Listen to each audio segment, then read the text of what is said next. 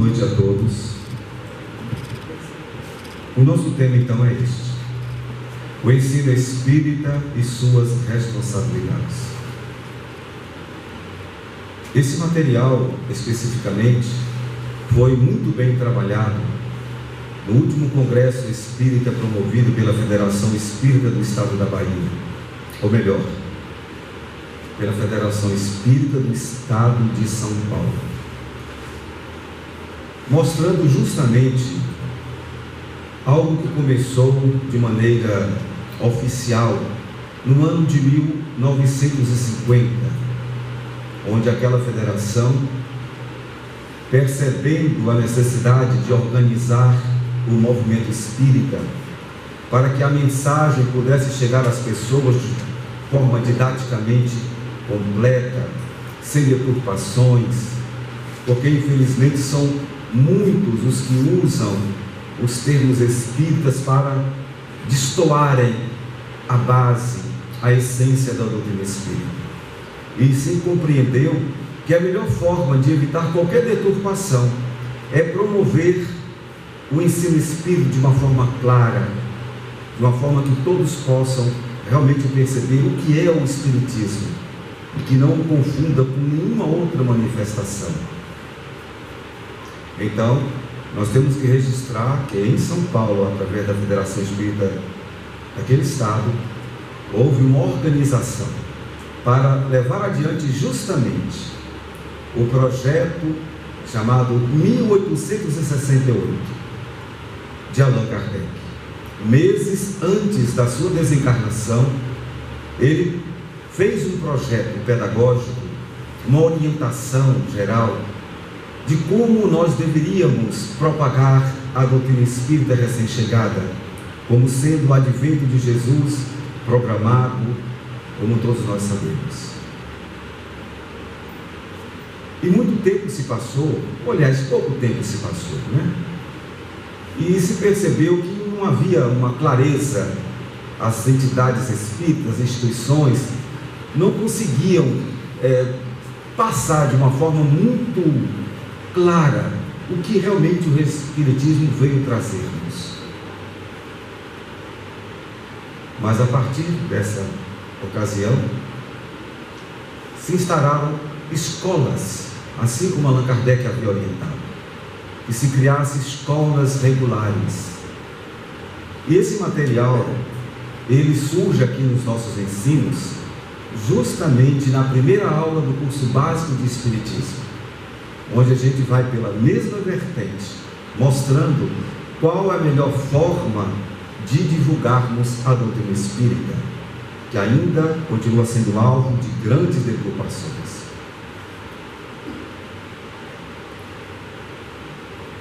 O Centro Espírita Fraternidade, que é a casa mais antiga aqui do nosso município de Brumado, surgiu em 1954.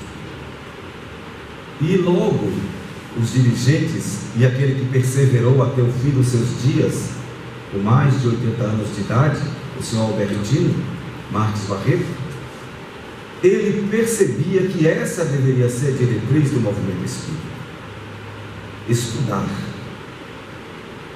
E segundo Maria da Glória Espínola Costa, que também participou do movimento espírita naquela época,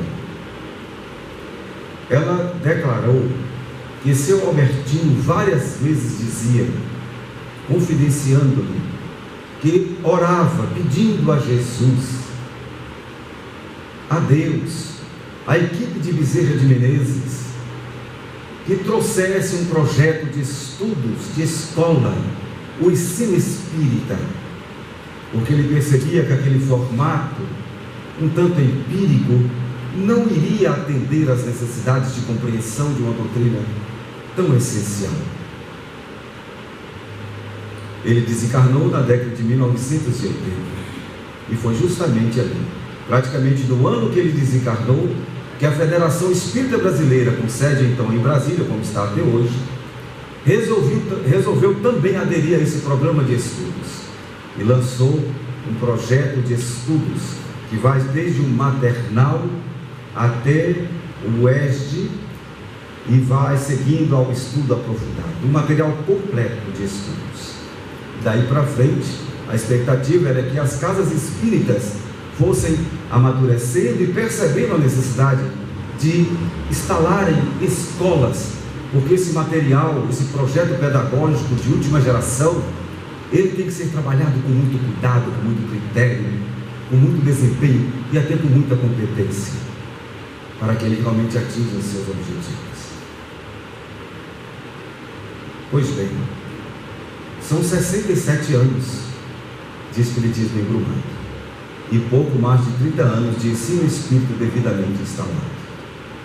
Tivemos contato agora, na nossa reunião de intercâmbio mediúnico, no nosso centro educacional de Volta Pedra Franco, do Educandário Esperança, onde o seu Bertino ele se fez presente, demonstrando com a sua simplicidade que esse é o caminho que nós devemos percorrer. Perseverar, não importa o que aconteça, perseverar. E ele próprio teve a iniciativa também, olhem que época, de que o ensino espírita também deveria ir para as escolas convencionais. E facilitou um trabalho junto com o Sindicato Rural de Brumado, aqui que fica na nossa esquina sede até hoje, onde ele trabalhou, era funcionário, era tesoureiro, para que também, numa escola convencional, o ensino espírita ali estivesse presente. E foi isso que nós encontramos aqui há pouco mais de 30 anos, orientados justamente pela professora Maria da Glória Espinal Costa. E foi a única que permaneceu depois da sua desencarnação. Mas lembrando que essa era a meta do senhor Albertino, porque não era a meta dele, era da espiritualidade que nos encarregou de trazer essa programação para a nossa cidade. Felizmente, o trabalho aconteceu. Brumado está aí com a sua escola espírita, Centro Educacional de Volta Pedra Franco, Educandário Esperança, seguindo firmemente nesse propósito. Nós fizemos questão até hoje de que até mesmo algumas cadeiras que foram da primeira escola aqui, uma sede que tinha na parte antiga, ainda estão aqui para nos lembrar o que aconteceu. A gente não se esquecer, que é mais importante, do projeto para a nossa cidade. E o Congresso Espírita do Estado de São Paulo fez justamente uma profunda avaliação sobre isso, sobre essa fase dos ensinos espíritas e as responsabilidades decorrentes. E aqui estamos também a nos avaliar. Porque o Espiritismo, como ensino profundo, nos mostra que Deus é o começo de tudo. Deus é o provedor que está em toda parte. E é o que há de mais sublime em todo o universo. E nos falou do Espírito criado por Ele, como sendo o ser mais importante depois de Deus. Não há tesouro mais precioso do que o Espírito, que nasce simples e ignorante. Os dizeres simples e sábios de O Livro dos Espíritos, numa trajetória progressiva para se tornar um espírito puro, um espírito perfeito. E tudo mais que Deus criou, olha que escola Ele programou, que instrumentação Ele colocou à disposição do Espírito. Que Pai é esse que criou um universo incomensurável apenas para servir de instrumento ao Espírito, para o Espírito desenvolver a sua inteligência e a sua moralidade, através de milhões de anos, respeitando o amadurecimento intelectual e moral de cada um, mas deixando bem claro que Ele espera de cada um dos seus filhos que percebam a grandiosidade da vida que Ele programou. Tivemos aqui há poucos tempos no painel feito por Ayala e Letícia, uma reflexão sobre qual é o nosso propósito. E ali, a expositora nos trouxe a reflexão de que quando nós tivermos um mínimo de consciência em função do ensinamento espírita que nós recebemos, nós vamos perceber que o nosso propósito é evoluir, aperfeiçoar. E deveremos nos ocupar o tempo todo nesse sentido. E para evoluir, só existe um caminho, só existe uma verdade, que é o amor. O amor que vai amadurecendo pouco a pouco. E quando ele se tornar plenamente maduro, ele vai ser aquele amor que vai procurar entender a tudo e a todos. E aí aquelas palavras de Jesus não serão mais estranhas. Quando ele pede para a gente amar o inimigo, quando ele pede para a gente fazer o bem àquele que nos tenha nos feito mal. Se alguém nos roubar uma túnica, que lhe entreguemos também a capa. E quando a doutrina espírita nos apresenta a caridade, como ouvimos na canção que abriu os nossos trabalhos, Allan Kardec fez a pergunta basilar: segundo Jesus, o que é caridade? Indulgência é uma das coisas. Indulgência é isso. É você ter esse amor maduro, de não condenar ninguém. Não é que você vai ter indiferença e não perceber onde está o equívoco, onde está o acerto, mas, sobretudo, você vai buscar a compreensão. Esse rapaz que está sendo procurado agora, esse serial killer aqui da Bahia, de Barra do Mendes, que está aí sendo procurado por toda a polícia do Brasil, quem é ele? Segundo as reflexões do Espírito Emmanuel, ele é qualquer um de nós, porque as mesmas tendências inferiores que ele tem, nós todos as possuímos. A única diferença é que ele vai ser apanhado e nós ainda não fomos apanhados. Isso é de um brilhantismo, de uma profundidade que nos remete a uma necessidade de não condenarmos ninguém e de compreendermos as razões. O que faz um ser humano agir dessa forma? A gente precisa procurar entender isso. E o ensinamento espírita, na medida que nos coloca os desafios, ele também nos coloca as propostas renovadoras de reflexão. Porque nós estamos habituados com as tradições cristãs, na maior parte dela há uma falência do movimento cristão, porque não houve ainda a compreensão profunda, nos mantém num patamar de estagnação, onde nós estamos atolados na mesma coisa e não saímos para lugar algum, com os mesmos conceitos e preconceitos. Joana de Ângeles, ela nos apresenta de forma brilhante, através de Divaldo Franco, os princípios que nós deveremos prestar atenção, que estão dentro de nós. Os princípios são o quê? O que nós carregamos conosco há séculos. E a doutrina espírita vem nos ajudar a fazermos essa grande viagem interior, para encontrar o ser essencial que somos, e nos mostrar que Deus está em toda parte. Coube a um determinado herege dizer: eu não vou nunca procurar um Deus que me disseram que Ele é invisível. Eu não sou bobo, como é que eu vou procurar uma coisa que é invisível? E um discípulo reflexivo, ouvindo do seu mestre através do Espírito Eros, observou o seguinte: o discípulo estava em dúvida se deveria continuar a entender Deus para entender a si mesmo como filho dele, e se deveria mesmo seguir a sua vontade. O mestre pegou um copo com água, colocou um pouco de açúcar e mexeu, dissolveu e mostrou para o jovem que o indagava. Notou alguma diferença? Não.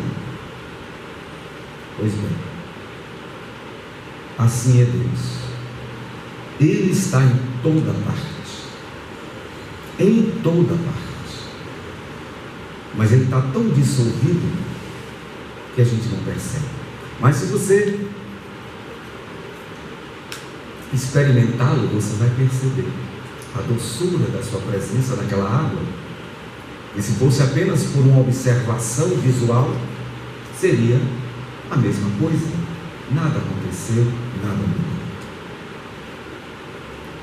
Então a responsabilidade que nós temos com o movimento espírita e o ensino espírita sobretudo, é de sabermos adotar uma postura especial. E assim como Letícia propôs uma indagação, eu vou fazer outra. O que é que nós estamos fazendo de especial como espíritas? Emmanuel também afirma, através de Chico Xavier, que nós espíritas temos as maiores informações que alguém poderia ter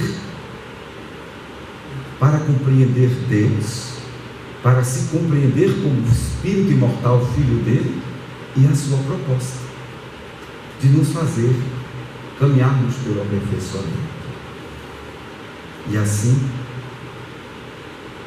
esses espíritos benfazejos nos dizem como seria então uma ação especial de um espírita que compreendeu que ele é filho de Deus e que é um ser imortal e que o objetivo da vida é alcançar a perfeição. É alguém que vai sofrer uma ingratidão de um grande amigo, mas não vai se revoltar. Vai silenciar para tentar entender o amigo. Por que ele foi ingrato? O que é que aconteceu? O que é que eu posso fazer por ele? Ou então, será o que eu fiz que eu não percebi, que o levou a tomar essa atitude? Porque o Evangelho segundo o Espiritismo nos traz essa reflexão muito especial. E às vezes alguém que tem ódio de nós, seja um espírito que nos odeia, que vem de outras encarnações, nos perseguindo nessa encarnação, ou alguém que ainda nos tem como pessoas indesejáveis, odientas, que a gente deve perscrutar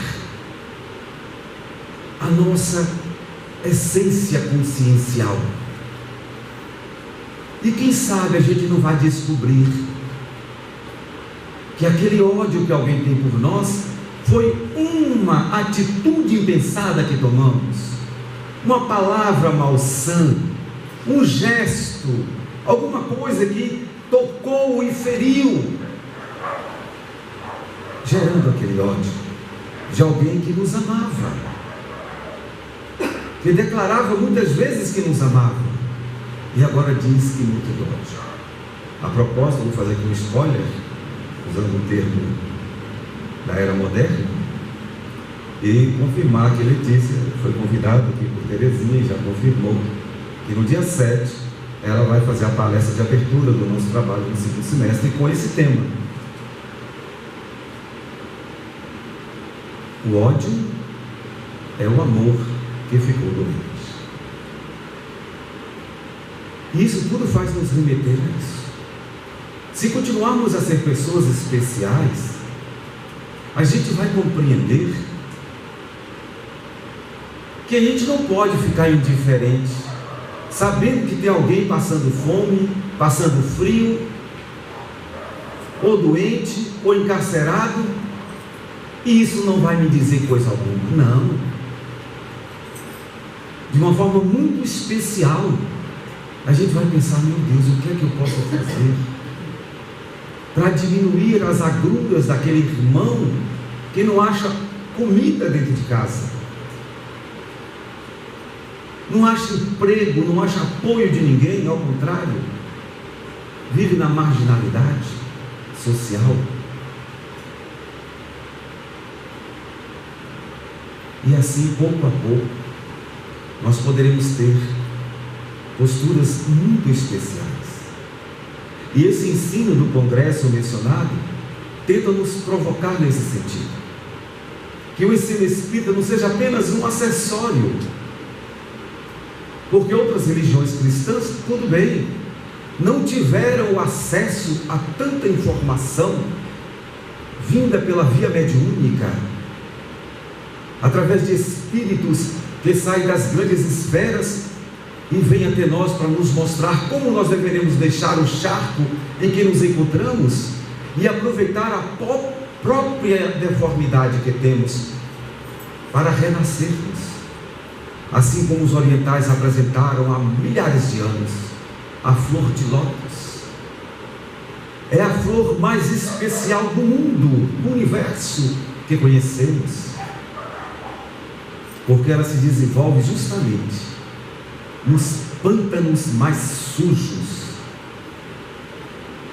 mais lamacentos, onde vida nenhuma ali sobrevive. E a flor de lótus, ela nasce dali. E de uma forma especial nós poderemos mergulhar na nossa consciência e no nosso subconsciente todos os dias, para verificarmos se do pântano das nossas imperfeições nós não poderemos criar uma flor muito especial, compreendendo que a essência de Deus está em nós, em estado latente, e a qualquer momento essa flor vai desabrochar. E esse é o momento. Esta é a hora aprazada, nesse momento de transição planetária, para que nós possamos retornar a este mundo regenerados, que nós possamos usar a sandália da humildade que o Espiritismo está nos oferecendo, porque o cristianismo não se saiu bem até hoje por isso, por ele tomado por orgulho, por ambição, por egoísmo, por propostas que fogem completamente àquilo que Jesus colocou aqui como sendo o caminho verdadeiro para se chegar à vida plena. Então nós somos convidados a usar a sandália da humildade e verificarmos todas essas coisas. Eu propus, e eu mesmo estou colocando aqui, muitas coisas especiais que nós podemos fazer, especialmente nós, que estamos ingressados nos ensinos da doutrina espírita. Muito obrigado a todos pela respeitosa atenção.